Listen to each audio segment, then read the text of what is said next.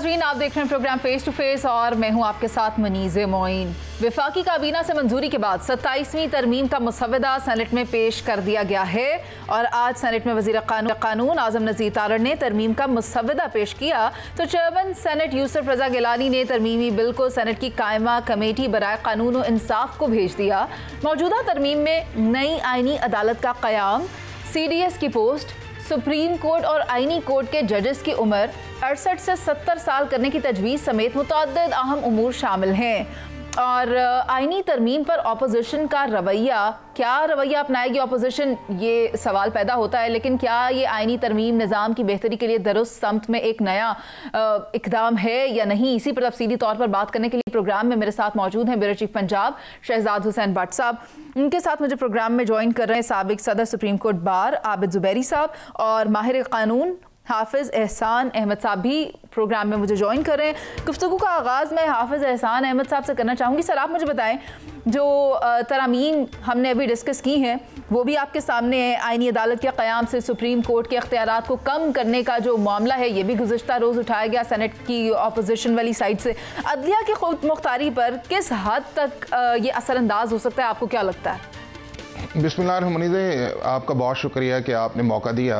अगर पोस्ट 2022 से पहले चले जाएं, जब पाकिस्तान के अंदर पॉलिटिकल क्राइसिस जो था वो उस लेवल पे नहीं था या पॉलिटिकल कॉन्फ्रंटेशन इस लेवल पे नहीं थी, तो जिन तीन चीज़ों की तरफ आज आपके सामने आए, चाहे कॉन्स्टिट्यूशनल कोर्ट या उसके बाद आपके जो मिलिट्री के अंदर आपकी जो सर्विसेज हैं उसका एक सिनर्जी का मैटर है, और तीसरा जो आपका लोकल गवर्नमेंट्स है या उसके बाद जो 10-12 साल जो है पाकिस्तान की जो 18th अमेंडमेंट है उसके अंदर जो प्रोविंसेस या फेडरेशंस के इश्यूज थे या आपके फाइनेंस के इश्यूज थे, आर्टिकल 160 था या आर्टिकल 148 या 149 था, तो ऑलमोस्ट सारी पॉलिटिकल पार्टीज़ का इस पर इत्तफाक था कि पाकिस्तान के अंदर कॉन्स्टिट्यूशनल कोर्ट बननी चाहिए, चूँकि सुप्रीम कोर्ट या हाई कोर्ट्स ओवरबर्डन है और बहुत सारे इश्यूज़ के अंदर ये पॉलिटिकल क्वेश्चंस या पॉलिटिकल क्वेश्चन इस लेवल पे चले जाते हैं कि आम आदमी के केसेस को तवज्जो नहीं दी जाती। और मोर ओवर ये है कि पाकिस्तान की सुप्रीम कोर्ट जो है जुडिशल एक्टिविज़म से जुडिशल ओवर रीच और कॉन्स्टिट्यूशनल ओवर रीच की तरफ चली गई है और जा रही है, और इसको कॉन्स्टिट्यूशनल फ्रेमवर्क के अंदर आना चाहिए। और आर्टिकल 184 या आर्टिकल 175A इस पे बहुत बात की जाती थी और कॉन्टेक्स्ट ये बनता था कि जब 18वीं तरमीम में उसे टोन डाउन किया गया तो जुडिशरी ने इसको जो है 19वीं तरमीम जो है वो जिस तरह आप ये कैसे कि कह के करवाई कि आप करवाएं इसको। दूसरा इशू जो था वो आपका आर्टिकल 243 जिसके अंदर सिनर्जी था कि एक आर्मी चीफ का ऑफिस जो था उसके साथ साथ जो सर्विसेज चीफ के लिए अपॉइंटमेंट का तो प्रोसेस जिक्र था, लेकिन उसके अंदर टेन्योर किस तरह होना चाहिए, किस तरह मैटर्स जाना चाहिए। तो पाकिस्तान की सुप्रीम कोर्ट की 2020 में जजमेंट आई और जनरल बाजवा का केस जब एक्सटेंशन के लिए गया तो उसके अंदर ये कहा गया कि जी एक लॉ बनना चाहिए और सारी पाकिस्तान की पॉलिटिकल पार्टीज इंक्लूडिंग PTI जो गवर्नमेंट के अंदर थी उन्होंने बनाया। वो कॉन्स्टिट्यूशन के अंदर भी अमेंड कर सकते थे बट उन्होंने स्टैट्यूट के अंदर किया। लेकिन उसके साथ साथ जो एक चीज़ थी कि कारगिल इशू से लेके 2020, 22, 24, 25 तक अभी तक जो मार के हक में आए हैं, तो एक रिकमेंडेशन मिलिट्री साइड पे, इंडियंस वाली साइड पे भी थी कि एक CDS बनना चाहिए जो उन्होंने बनाया।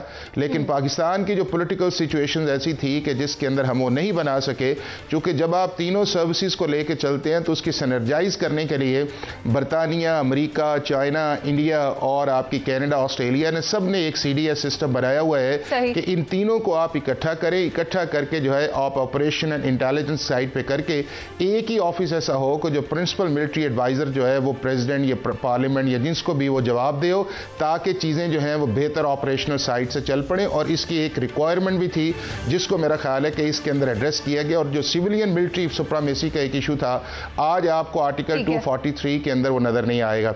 तीसरा जो एक था कि जिस पे ज़्यादा बात की जा रही थी कि शायद पॉलिटिकल ऑटोनॉमी जो है या प्रोविंशियल ऑटोनॉमी जो है वो एक अमेंडमेंट के ज़रिए जो 27th है उसके ज़रिए उसको छेड़ा जा रहा है, तो वो भी आपके सामने बात नहीं आई कि एक भी आर्टिकल जो है या एक शिक ऐसी नहीं है कि जिससे रिवर्सल वाली बात की जाए कि जिससे आपको ये लगे कि शायद पार्लियामेंट जो है वो अपनी दी हुई जो अथॉरिटी उसे कंप्रोमाइज़ की जा रही है।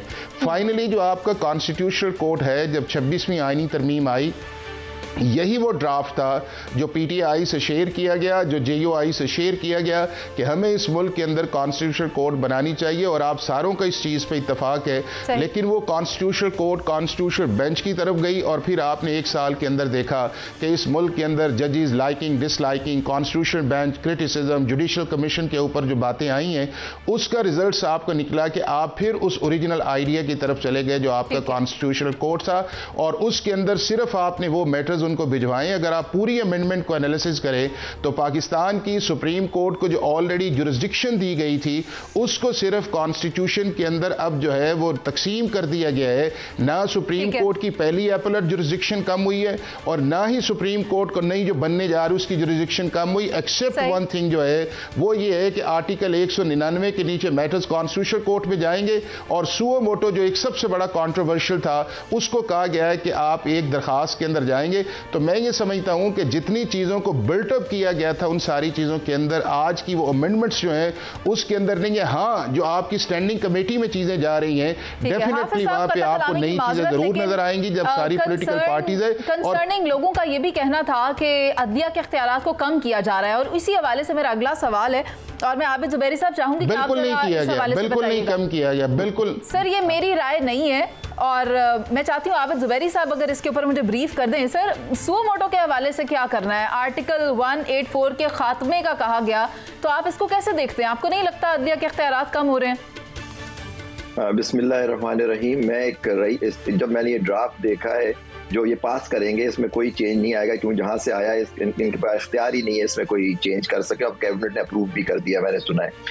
तो देखिए सुप्रीम कोर्ट तो आज हम जिस तरह से जानते थे अपनी सारी जिंदगी हमने जाना वो तो खत्म हो गया आज, क्योंकि आर्टिकल 189 के अंदर जो तरमीम आई है कि जिस फेडरल कोर्ट का जो फैसला होगा वो बाइंडिंग होगा सुप्रीम कोर्ट पे, नॉट अदरवाइज। यानी सुप्रीम कोर्ट की हैसियत आज फेडरल कोर्ट के नीचे हो गई और ये कह देना कि जी कोई बिल्कुल कोई हैसियत कम नहीं हो गई, ये जो चीजें बिल्कुल आप वक्त बताएगा कि किस तरह से कम हो गया। सुप्रीम कोर्ट खत्म हो गया है, आपका सिर्फ वो अपीलेट कोर्ट रह गया, सिर्फ वो दीवानी और फौजदारी मुकदमों की अपीलें सुनेगा। सारा कॉन्स्टिट्यूशनल इश्यूज चले जाएंगे कॉन्स्टिट्यूशनल कोर्ट के अंदर, जिसके पहले चीफ जस्टिस सदर अपॉइंट करेंगे प्राइम मिनिस्टर के कहने पे।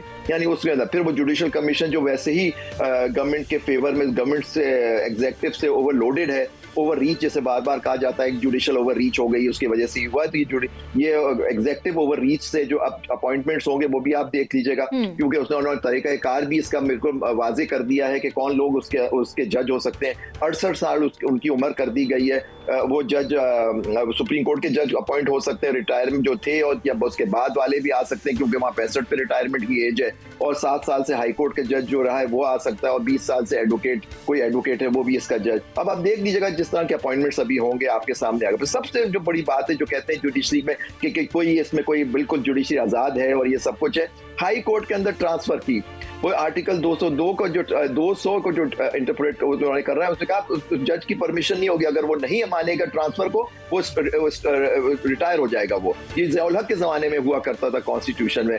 अब जज की जो एक टेन्योर, सिक्योरिटी ऑफ टेन्योर थी कि उसकी छेड़छाड़ नहीं हो सकती, उसके एक दफा अपॉइंट हुए 26 तरमीम में कहा गया कि हाई कोर्ट के जज की एवेल्युएशन होगी जो सुप्रीम जुडिशल काउंसिल करेगी, उसके हर साल एक जज की एवेल्युएशन की जाएगी। वो भी हमने चैलेंज की हुई थी लोगों ने अदालत के अंदर, लेकिन अब तो वो भी तकल्लुफ भी छोड़ दिया कि नहीं अब तो वो उसका ट्रांसफर होगा, अगर नहीं मानेगा अपना ट्रांसफर तो ये तो आप देख लीजिएगा सबसे पहले जो ट्रांसफर होंगे वो इस्लामाबाद हाई कोर्ट के वो 5 जज है। मैं समझता हूँ कि उनके साथ ये होगा। तो ये कह देना कि जी बड़ी अच्छी चीज हो गई कॉन्स्टिट्यूशनल। देखिए कॉन्स्टिट्यूशनल कोर्ट होना कोई बुरी बात नहीं, it is the appointment. Supreme के अंडर सुप्रीम कोर्ट कोई कॉन्स्टिट्यूशनल कोर्ट था, उसके वही जजेस क्यों नहीं आप बेंच उसको सीनियर जजेस को आप बना दे जैसे होता है। इवन साउथ अफ्रीका में जो कॉन्स्टिट्यूशनल कोर्ट है उसकी अपील लाई करती है to the supreme court of South Africa. लेकिन ये जो नौ तरमीम की है अदलिया को बिल्कुल खत्म कर दिया है, अदलिया को आजाद कर दिया, टेन्योर सिक्योरिटी टेन्योर खत्म कर दिया, और जिस तरह से अपॉइंटमेंट होंगे आप देख लीजिएगा। ठीक है। और हाफिज हसन साहब आपकी इस बात से इख्तलाफ रखते हैं, लेकिन मैं चाहती हूँ शहजाद हुसैन भट्ट साहब भी अपनी राय दे दें। भट्ट साहब आप ये देखें, एहतजाज करने वालों ने पहले तो एहतजाज किया मगर तरामीम तो अब सामने आ चुकी हैं, आप इन्हें किस तरह देखते हैं? देखिए काबिल एहतराम मुनीज़ मोइन साहबा, सीधी सी बात है, वफाकी काबीना से मंजूरी के बाद 27वीं तरमीम का मसवदा सेनेट में पेश कर दिया गया। जब पेश हो गया तो अब ये कल सुबह 11 बजे दोबारा ये दूसरा इजलास होगा कौमी असम्बली और सेनेट का। 60% जो शिक्के हैं वो बहस तकरीबन मुकम्मल कर ली गई है और मुझे ये यकीन है कि अगले हफ्ते के इख्तिताम से कबल कौम को पता चल जाएगा। आप इसको खुशखबरी का लफ्ज़ कह लें कि 27वीं तरमीम जो है वो बाइज़्ज़त तौर पर मंजूर हो गई। इसी तरह ये सिस्टम अगले हफ्ते तक मुकम्मल हो जाएगा। लेकिन यहाँ पर सवाल यह है कि सदर को जैसे अस्तस्रा हासिल है उसी तरह वज़ीर आज़म के ओहदे पर भी फौजदारी केस के हवाले से अगर बात की जाए तो उन्हें भी इस्तस्रा की बातचीत चल रही है। लेकिन चूंकि मेरे दोनों काबिल एहतराम जो मेहमान हैं उन्होंने बात की है सो मोटो की, तो बड़ी अहम बात है। मैं लाहौर एयरपोर्ट पर चंद साल कबल था तो सुप्रीम कोर्ट के जज भी वहाँ एक बैठे हुए थे। जज ने एक बहुत बड़ी शख्सियत थी, सियासी शख्सियत थी, जो लेट हो गया था। उनके पास एक कार्ड था जो जहाज़ पर अभी तक वहाँ पहुँचे नहीं थे। उन्होंने उस वक़्त लाहौर एयरपोर्ट पर मेरी मौजूदगी पर सो मोटो ले लिया था। फिर उस वक़्त के कद काठ वाले शख्सियत शुजात हुसैन साहब आए और उन्होंने आकर वो फैसला सियासी शख्सियत की जान छुटाई थी। लिहाजा सो मोटो का ये ख़त्म होना, ये मेरा ख्याल है कि ये कुछ बेहतर काम है। लेकिन काबिल एहतराम हाफिज साहब, आप मुझे ये सवाल का जवाब काइंडली ज़रूर दीजिएगा कि हाई कोर्ट का जज जो है वो अगर ट्रांसफ़र से इनकार कर दे या फिर सुप्रीम कोर्ट का जज जो है वो आईनी अदालत का जज बनने से इनकार कर दे, तो क्या हम ये समझेंगे फिर इसका कैरियर खत्म हो गया? हाफिज साहब मुख्तसर जवाब दीजिएगा। बट साहब, मैं आपको एग्जांपल भी देता हूँ कि 26वीं आईनी तरमीम से पहले पाकिस्तान के एक प्रोविंस के चीफ जस्टिस को जो था जुडिशल कमीशन ने ये कहा, और उसके अंदर जुडिशरी की ही डोमिनेंसी थी कि हम आपको एक सूबे के चीफ जस्टिस से निकाल के पाकिस्तान की सुप्रीम कोर्ट के अंदर एडहॉक जज के तौर पे लाते हैं, और उसका प्रॉपर नोटिफिकेशन भी हुआ। और वो जज साहब ने कहा जी कि मैं नहीं छोड़ सकता, मुझे आप परमानेंट जज के तौर पे लेके आएँ, नहीं तो मैंने इधर ही सर्व करना है। और फिर उस जज साहब को वहाँ पे सपोर्ट किया गया और जुडिशल कमीशन का फ़ैसला नहीं माना गया। तो अगर आपके पास इस तरह की एग्जांपल्स या चीज़ें रही हैं तो फिर कोई ना कोई तो रास्ता उस चीज़ के अंदर निकालना है कि जी अगर एक कॉन्स्टिट्यूशनल कमांड आती है और उसके अंदर एक प्रोसेस आता है तो उसका एक कॉन्सिक्वेंस जो है वो होना चाहिए। अब उस चीज़ के अंदर ये है कि क्या जज की कॉन्सेंट जो है लेना सुपीरियर जुडिशरी के अंदर जो है, ये दुनिया भर के जितने भी लॉज हैं या कॉन्स्टिट्यूशन है वहाँ पे एक मैंडेटरी यूनिवर्सल प्रिंसिपल है? बिल्कुल उसके अंदर नहीं है। अगर आपने इंडिया की एग्जांपल्स लेते हैं, आर्टिकल 222 है, कोई जज की कॉन्करेंस या कॉन्सेंट नहीं है, सिर्फ रिप्रेजेंटेशन डाल सकता है। यानी आप कह रहे हैं कि कैरियर खत्म हो गया, तो एग्री है या डिसएग्री है? मैं ये ना बट साहब, मेरी ये गुजारिश ही है कि सारा प्रॉब्लम जो है वो आया हुआ है लॉ या कॉन्स्टिट्यूशन के अंदर कॉन्डक्ट का आया हुआ है। हम हर चीज को उस कॉन्डक्ट के अंदर, हाँ बाज़ दफा ठीक होता है कि कॉन्डक्ट गलत भी इस्तेमाल होता है, लेकिन एब्सोल्यूट प्रिंसिपल ये किसी जगह नहीं। आपका पॉइंट भी आ गया हमारे पास और बात यही है कि इसका मुसव्वदा पेश कर दिया गया है, जबकि चेयरमैन सेनेट ने इस तरमीमी बिल को सेनेट की कायमा कमेटी बराए कानून व इंसाफ में भेज दिया है। लेकिन कल देखते हैं कि इस पर मजीद क्या डेवलपमेंट होती है। अभी एक ब्रेक पर चलते हैं, जिसके बाद वापस आएंगे और बात करेंगे पाक अफगान सीज फायर के हवाले से। नाज़रीन, आप हमारे साथ मौजूद रहिए। पाकिस्तान और अफगानिस्तान में जारी मुज़ाकरात का अमल डेडलॉक का शिकार हो गया है, जबकि पाकिस्तानी वफ़द वतन वापस पहुंच चुका है। तहरीक तालिबान अफगानिस्तान पाकिस्तान के मुतालबात को मानने से इनकारी है। न सिर्फ इनकारी बल्कि अपनी सरजमीन से पाकिस्तान के खिलाफ होने वाली दहशत गर्दी को रोकना अपनी जिम्मेदारियों से खारिज इम्कान समझती है। क्या मुज़ाकरात की नाकामी के बाद पाकिस्तान और अफगानिस्तान के दरमियान जारी सीज फायर ख़त्म हो चुका है? और अगर दहशतगर्द अफगानिस्तान के काबू में नहीं है तो फिर पाकिस्तान की जानिब से अफगानिस्तान में दहशतगर्दों के खिलाफ की जाने वाली कार्रवाइयों की सपोर्ट करने जैसी अखलाकी जिम्मेदारी का मुजाहिरा करेंगे? ये तमाम सवालात अपनी जगह हैं। इसी पर तफसीली तौर पर बात करने के लिए प्रोग्राम में मेरे साथ मौजूद हैं ब्यूरो चीफ पंजाब शहजाद हुसैन भट्ट साहब। उनके साथ मुझे प्रोग्राम में ज्वाइन कर रहे हैं साबिक सफ़ीर हैं, सफारतकार हैं, खारजा पॉलिसी और इलाकाई सियासत, मशरिक़ वुस्ता के उमूर पर गहरी नज़र रखते हैं, आसिफ दुरानी साहब को प्रोग्राम में खुशामदीद कहूँगी, और ब्रिगेडियर रिटायर्ड मसूद अहमद खान साहब जो कि दिफाई तज्ज़ियाकार हैं, उनको भी वेलकम करेंगे। गुफ्तगू का आगाज़ आसिफ दुरानी साहब आपसे करना चाहूँगी। मुझे बताएं आपने भी ये विटनेस किया, मुज़ाकरात का दौर 2 दफ़ा हुआ, 2 बार बैठे और उसके बाद कतर और तुर्किया की जानिब से भरपूर कोशिश की गई कि जब ये मामलात तय पा जाएं तो फिर ज़्यादा बेहतरी होगी, अमन के लिए आगे बढ़ सकेंगे, मगर ऐसा हो ना सका, डेडलॉक बरकरार है। अब आप मुझे बताएं, सफारती सतह पर क्या कोई गुंजाइश बाकी रह जाती है अफगानिस्तान और पाकिस्तान के दरमियान ताकि मामलात को ईज़ किया जा सके, टेंशन्स को रिजॉल्व किया जा सके? जी शुक्रिया। मेरे ख्याल में तो ये डिप्लोमेसी है जो हर वक्त काम कर रही होती है, जंग से पहले भी, जंग के बाद भी। तो इसलिए हमें मायूस होने की ज़रूरत नहीं है। ये डेडलॉक जो कल हुआ, ये 3rd राउंड था इस्तांबुल में। इसका ये मतलब नहीं है कि अब बिल्कुल बातचीत नहीं होगी और लड़ाई शुरू हो जाएगी। और मेरा ये भी नहीं ख्याल कि ये जो सीज़फायर है ये जो है टेम्परेरी है, वो डायलॉग टू डायलॉग जो है चलेगा। मेरे ख्याल में ये एक सीरियस अप्रोच नहीं होगी। हमें इस सिलसिले में पेशेंस और के साथ जो है आगे बढ़ना चाहिए।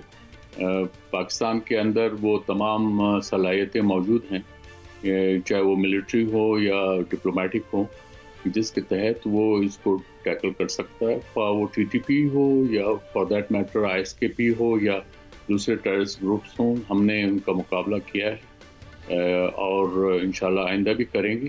तो इसलिए हमें इस कॉन्फिडेंस के साथ आगे बढ़ना चाहिए कि हम ये जो मसला है इसका हल निकाल पाएंगे। और इस सिलसिले में जो काबिल तारीफ रोल है तुर्की और कतर का, हमें उसे भी सराहना चाहिए। और मेरे ख्याल में वो भी इस बात पे को रियलाइज़ करते होंगे कि इसमें पाकिस्तान जो है किस हद तक जो है वो जस्टिफाइड है। तो ये इस डिप्लोमेटिकली भी ये पाकिस्तान को एक तरह से सपोर्ट करता है। और उसके अलावा अफ़गानिस्तान की जो नेबरहुड है वहाँ पे भी जो है निगरानी पाई जाती है, एक कंसर्न पाया जाता है, क्योंकि अफ़गानिस्तान बहरहाल एक गढ़ है इंटरनेशनल टेररिस्ट ऑर्गेनाइजेशंस का। उसमें टीटीपी जो है वो सबसे बड़ी जो है टेररिस्ट ऑर्गेनाइजेशन यूनाइटेड नेशंस ने डिक्लेयर किया हुआ। आईएसकेपी उसके बाद आती है, फिर बाकी जो है तकरीबन दर्जन से ज़्यादा टेररिस्ट ग्रुप्स हैं जिनका वजूद है वहाँ पे। तो मेरे नज़दीक ये एक प्रोसेस है, उसमें बहैसियत डिप्लोमेट के मेरा तो यही मतम नज़र होगा कि हमें डायलॉग कंटिन्यू रखना चाहिए, चाहे हमें we have to go for another 30 rounds. इसमें बातचीत के सिलसिले को मुनक़ता नहीं होना चाहिए। जी ठीक है, बातचीत के सिलसिले को मुनक़ता नहीं होना चाहिए। लेकिन अगर मैं बात करूं वज़ीर दिफा की, तो he is very loud and clear कि अफ़गान तालिबान रजीम या उनकी तरफ से जो मुज़ाकरात के लिए आए थे, they were not prepared at all. वो ये जानते ही नहीं थे कि करना क्या है। अब जिससे पता ही ना उसने करना क्या है, तो उसके साथ हमने क्या करना है। हम तो बहुत ही क्लियर थे, हम तो चाहते थे कि अफ़गानिस्तान हमारे साथ मुआवनत करे अमन कायम करने में, लेकिन ऐसा हो ना सका। अब मेरे साथ मसूद अहमद खान साहब हैं। सर, आप मुझे ये बता दें कि सीज़ फायर फिलहाल तो कायम व दायम है, लेकिन अगर अफगानिस्तान की तरफ से कोई जसारत की जाती है तो अफगानिस्तान की कैपेबिलिटी क्या है, मिलिट्री माइट क्या है, किसके सर पर चढ़कर अफगानिस्तान पाकिस्तान को आंखें दिखा रहा है और कोऑपरेट करने को तैयार नहीं है, इस पर रोशनी डालिएगा।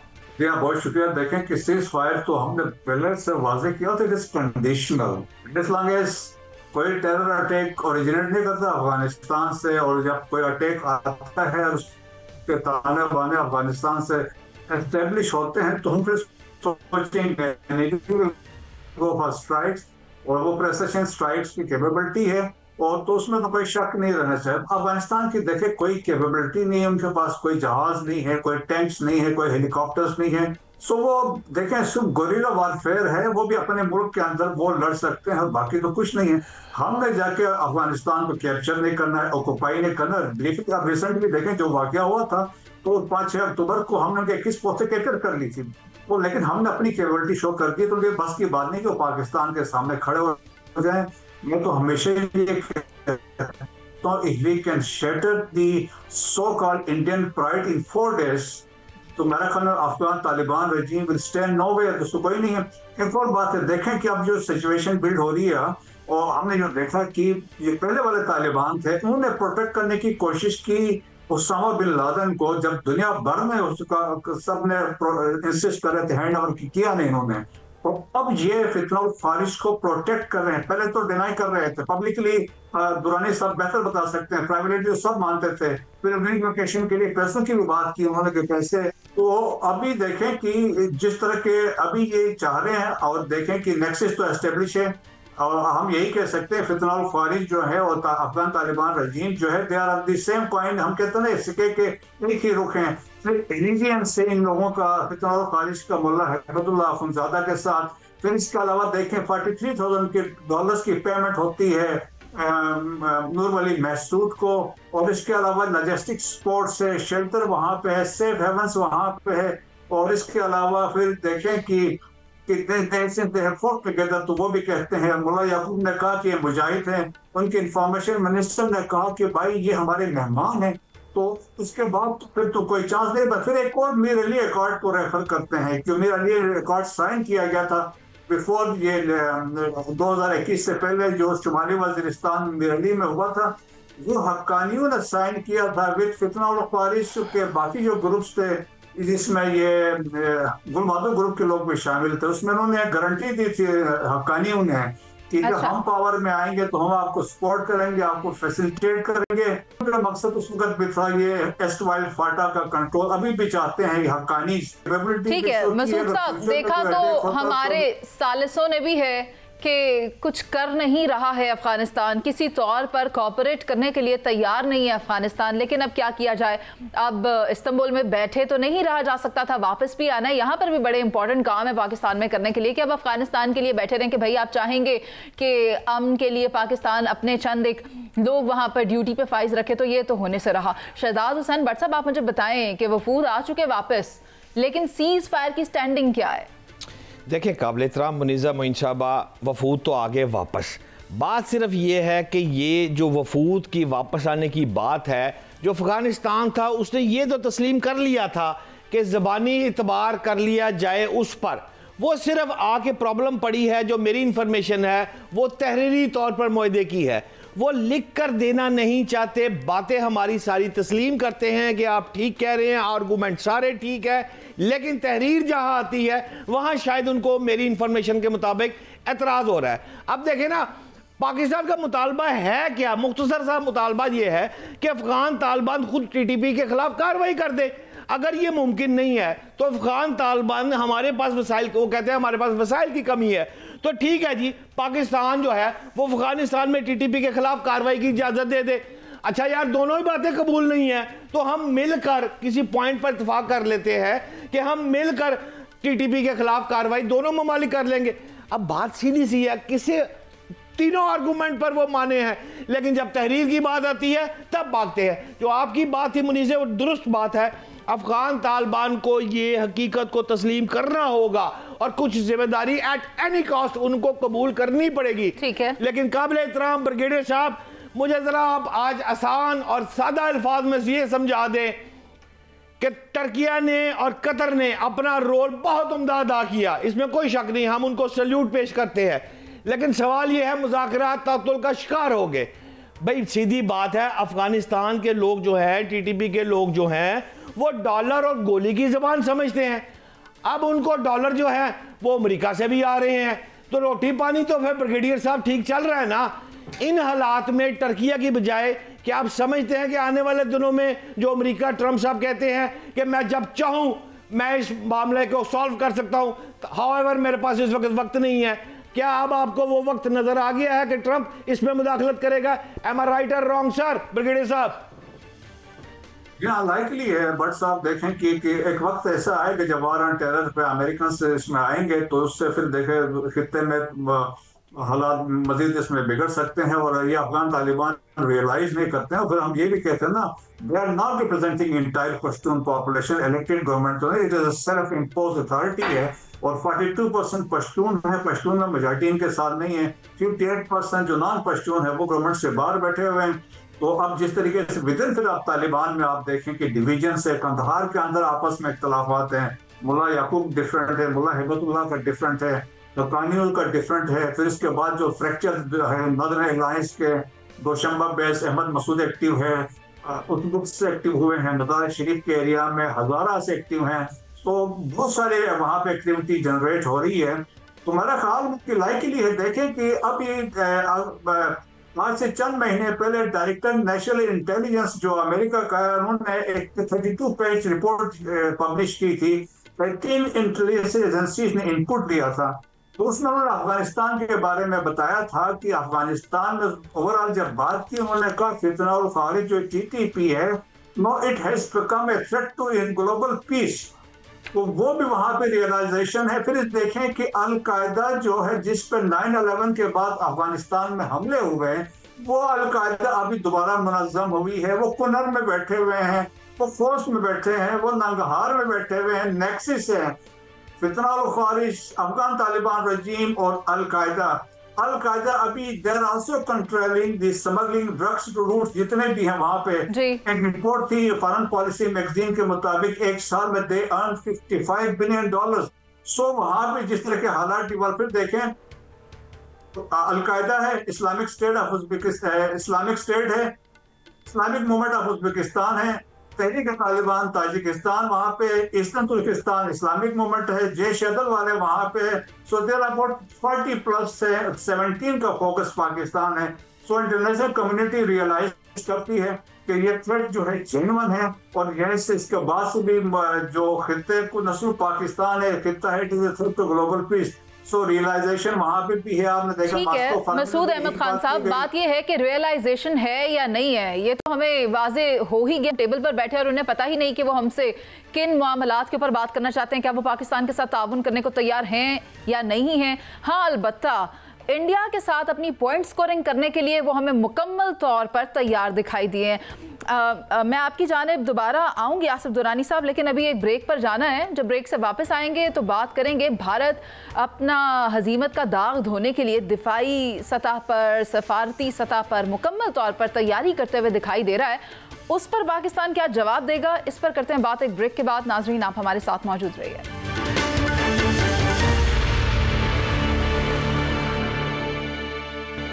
वेलकम बैक नाजरीन। भारत की तरफ से अगर किसी भी किस्म की जंग मुसल्लत की गई तो पाकिस्तान भारत को मुंह तोड़ जवाब देने के लिए हर दम तैयार है। ना सिर्फ हथियार बल्कि जदीद इलेक्ट्रॉनिक, साइबर और फ़ज़ाई सलाहियतें भी अमली मैदान के लिए मुनज़्ज़म की गई हैं। अगर हम बात कर लें साइबर सिक्योरिटी की, आर्टिफिशियल इंटेलिजेंस की और साइबर सीमा की, तो पाकिस्तान ने भरपूर महारत का मुजाहरा किया है और ये सब हम नहीं बल्कि भारत के वॉर एक्सपर्ट्स भी कबूल कर रहे हैं। क्या ऐसे में भारत फिर भी पाकिस्तान से जंग लड़ने की गलती करेगा? और बात करेंगे सऊदी वलीअहद के दौरे अमरीका की। क्या F-35 तैयारों की खरीदारी का मुआहिदा इसराइल को परेशान कर सकता है, या फिर पाकिस्तान और सऊदी अरब के मुआहिदे के बाद पाकिस्तान को भी इन तैयारों से कोई फ़ायदा हासिल हो सकता है? इस पर बात करेंगे। मेरे मौजूद हैं आसिफ दुरानी साहब।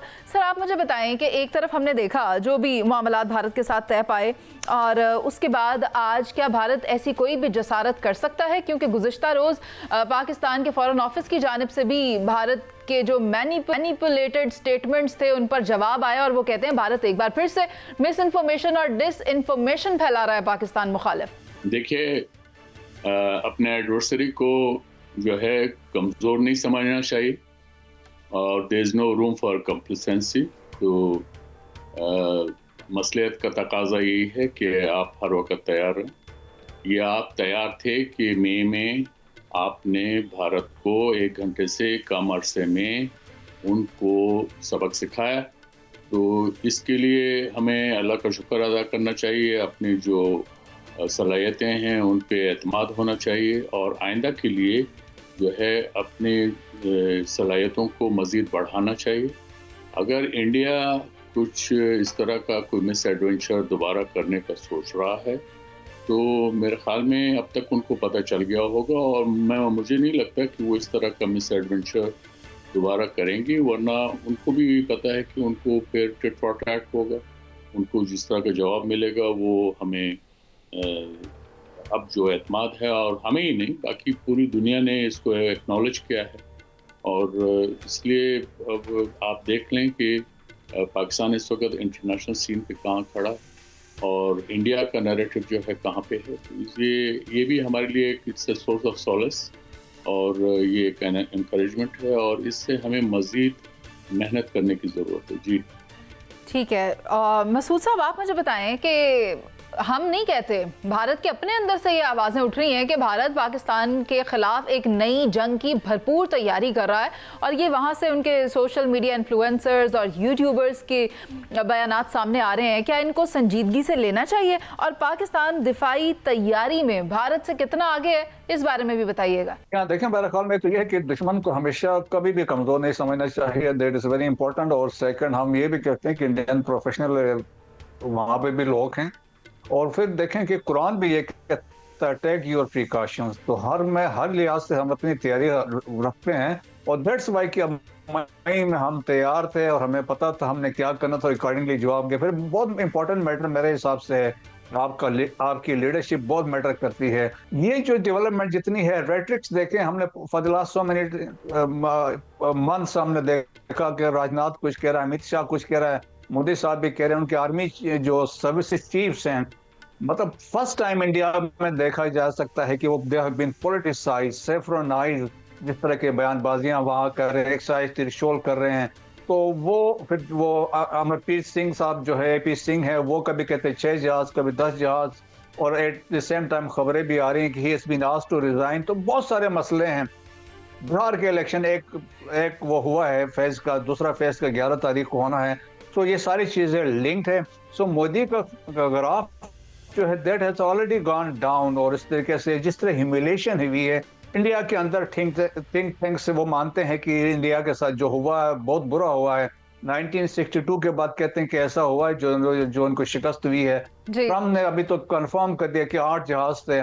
तो मेरा ख्याल में उससे वो उनकी बहुत सुबकी हो रही है, ह्यूमिलेशन हो रही है। सो ये बयानबाजी तक है। नियर फ्यूचर में कोई पॉसिबिलिटी नहीं कि वो आके आपको कोई हमला कर सकते, क्योंकि वही वो चीजें, कोई एड उन्होंने नहीं, कोई वेपन्स इक्विपमेंट सिस्टम कोई या टेक्नोलॉजी लेके नहीं आए हैं।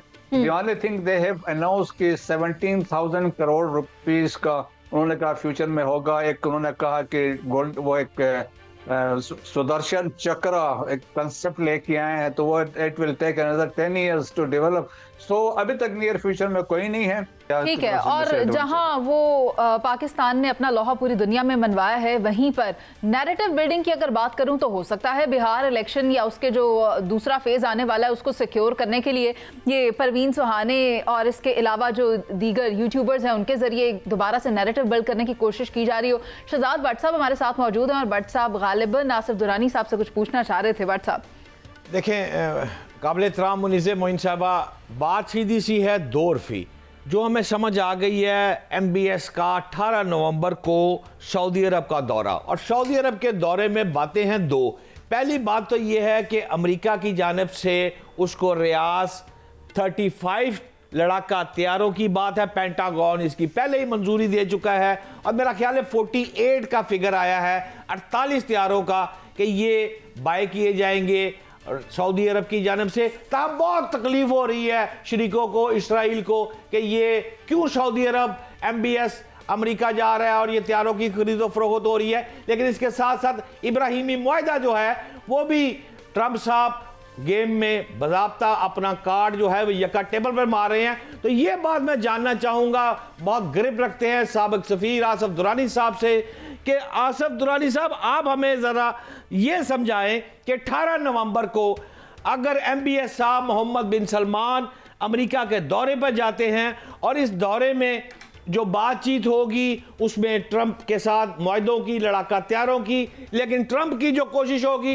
कि वो फौरी तौर पर इसको किसी तरीके से इब्राहिमी मुआहदे के अंदर सऊदी अरब को जोड़े, क्योंकि सऊदी अरब तस्लीम करेगा तो फिर तमाम मेरा ख्याल है लोग तस्लीम कर लेंगे। लेकिन सऊदी अरब का मौक़िफ़ ये है कि 1967 के इलाकों में फ़लस्तीनी रियासत को वापस लाया जाए, तब मैं मान सकता हूँ।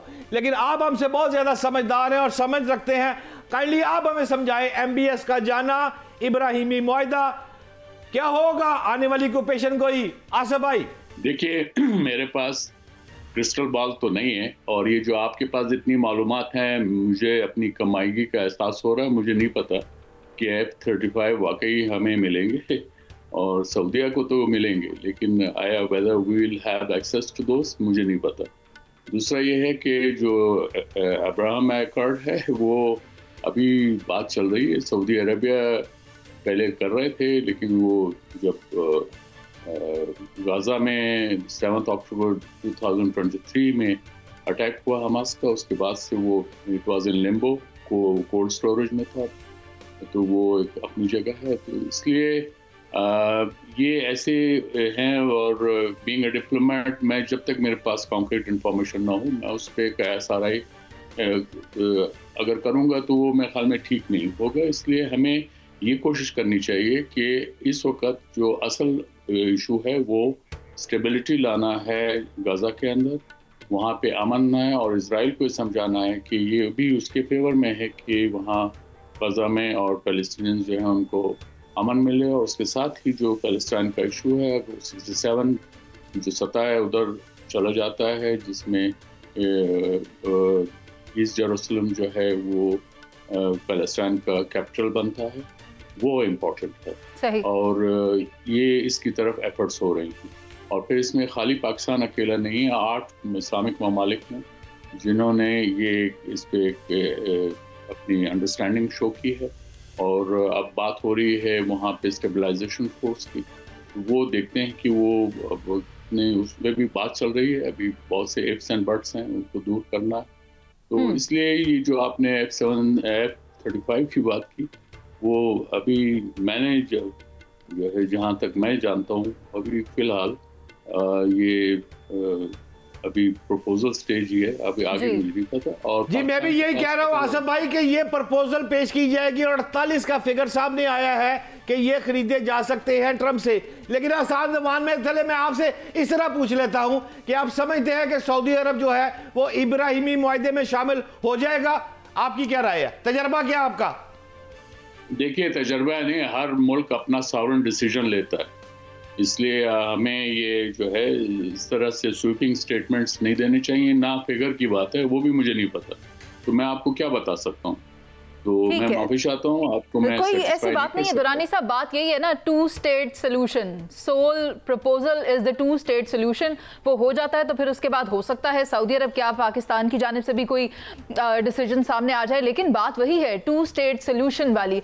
मैं चाहती हूँ कि मैं गुफ्तगू लेकर आऊँ मसूद साहब आपकी तरफ। आप मुझे बताएं, जैसे कि शहजाद हुसैन भट्ट साहब भी ये फरमा रहे हैं कि हो सकता है F-35 की कोई डील हो जाए अमेरिका और सऊदी अरब के दरमियान, तो आप ये जानते हैं कि पाकिस्तान और सऊदी अरब का दिफाई मुआहिदा है, तो कहीं कोई ऐसी उम्मीद है कि पाकिस्तान भी वो F-35 तैयारों को इस्तेमाल कर सकेगा उस दिफाई पैक्ट के तहत? F-16 मिले थे तो F-16 में फिर उन्होंने ये कंडीशन लगाई थी ये वार में आप यूज नहीं करेंगे। अभी इसमें भी लाइकली है F-35 कहीं पर यूज नहीं होंगे, सऊदी अरब में यूज होंगे, तो ये पॉसिबिलिटीज हम रूल आउट नहीं कर सकते हैं, और it will take some time, क्योंकि उसमें बहुत सारे कंडीशंस भी होंगे, और ये हालात और वाकयात डिपेंड करता है। बहुत शुक्रिया आपका मसूद साहब और आसिफ दुरानी साहब, आपने हमें प्रोग्राम में वक्त दिया। शहजाद हुसैन भट्ट साहब, आपका भी बात यही है कि मुलाकात का एजेंडा अमेरिका और सऊदी अरब का जो है वो अभी तक वाज़े नहीं है, लेकिन जो एक्यूजेशंस भारत की जानिब से लगाई गई हैं वो तो बहुत वाज़े हैं, रोज़े रोशन की तरह आया है। और अगर भारत दोबारा से मिस इन्फॉर्मेशन या डिस इन्फॉर्मेशन का इस्तेमाल करते हुए दुनिया में पाकिस्तान मुखालिफ नैरेटिव बिल्ड करने की कोशिश करेगा और अपने ऊपर लगा हुआ वो जिल्लत का दाग धोने की कोशिश करेगा, तो ये इतना आसान नहीं होगा, क्योंकि पाकिस्तान हम वक्त तैयार है, अफवाज पाकिस्तान तैयार हैं भारत का मुंह तोड़ जवाब देने के लिए कि वो कहीं पर भी इस किस्म की गलती करेगा तो उसको उसका भरपूर जवाब दिया जाएगा। प्रोग्राम का वक्त खत्म हो गया, मुझे इजाजत दीजिए, अल्लाह निगहबान।